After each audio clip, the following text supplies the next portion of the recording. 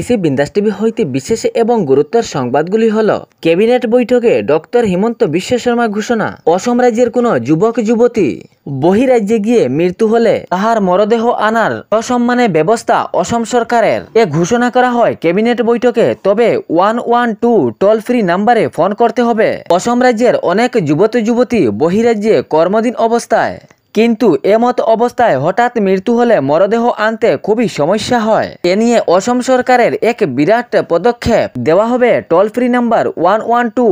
তাহার পর অসম সরকারের দায়িত্ব থাকবে এ মরদেহ। এর জন্য নতুন শ্রদ্ধাঞ্জলি ক্যাবিনেটে বাড়লো রাঁধুনির বেতন। আগে মধ্যাহ্ন ভোজন 1500 টাকা করে রাঁধুনির বেতন ছিল।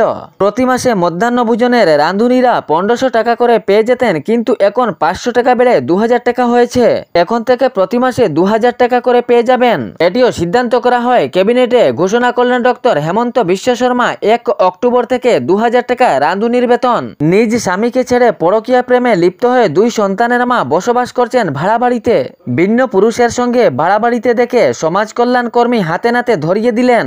স্ত্রীর খোঁজ নিতে স্বামী বেহাল পরিস্থিতি। অবশেষে স্বামী জানতে পারেন ঘটনাটির রহস্য। পরে স্বামী স্থানীয় জনগণের সহিত সামাজিক সংস্কার কর্মকর্তাকে সঙ্গে নিয়ে উপস্থিত হন ঘটনাস্থলে। অবশেষে প্রমাণ পাওয়া যায় নিজ স্ত্রী তাহার 2 সন্তানকে নিয়ে বাসাবাড়িতে ভিন্ন পুরুষের সাথে সংসার। পরকীয়া প্রেমে এই নজিরবিহীন কাণ্ডটি ঘটেছে কাছাড় জেলার শিলচর দাস কলোনিতে। শিলচরের রংপুরের বাসিন্দা রাজেশ বিশ্বাসের স্ত্রী 2 সন্তানের জননী অস্মিতা বিশ্বাস। স্বামীর বাড়ি লাগোয়া। রংপুর গঙ্গাপাড়ার বিবাহিত সৌরভ দেব নামের এক যুবকের সঙ্গে পরকীয়া প্রেমে লিপ্ত হয় রাজেশ বিশ্বাসের স্ত্রী অস্মিতা বিশ্বাস।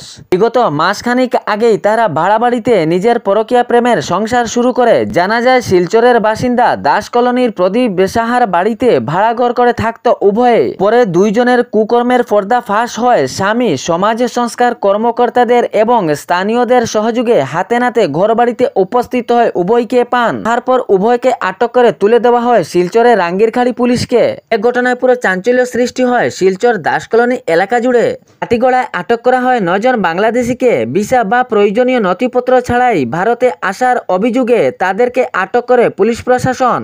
গুজরাটে প্রশাসনিক তৎপরতার জেরে সুরাট থেকে তাহারা রওনা হন। লাইনের উদ্দেশ্যে 2টি অটোরিকশা করে যাওয়ার সময় তাদের হাবভাব দৃষ্টি আকর্ষণ করেন স্থানীয়রা। প্রশাসনকে এক ঘটনাটিও খবর দেওয়া হয়। রাস্তায় পুলিশ বাহিনী সেই অটোরিকশাকে আটক করেন, কিন্তু এক অটোরিকশা ঘটনাস্থল থেকে পলায়ন করতে সক্ষম হন। অপর অটোরিকশার চালক এবং থাকা যাত্রীদেরকে আটক করে পুলিশ বাহিনী। কাটিগড়া কিলারা এলা থেকে আটক করা হয় এই দলটিকে। পুলিশ প্রশাসন টানা জিজ্ঞাসাবাদে চালিয়ে যাচ্ছেন। তাহলে ভিডিওটি শেয়ার করতে ভুলবেন না, যাতে সঠিক সংবাদগুলো অন্যজনের কাছে পৌঁছায়। ধন্যবাদ।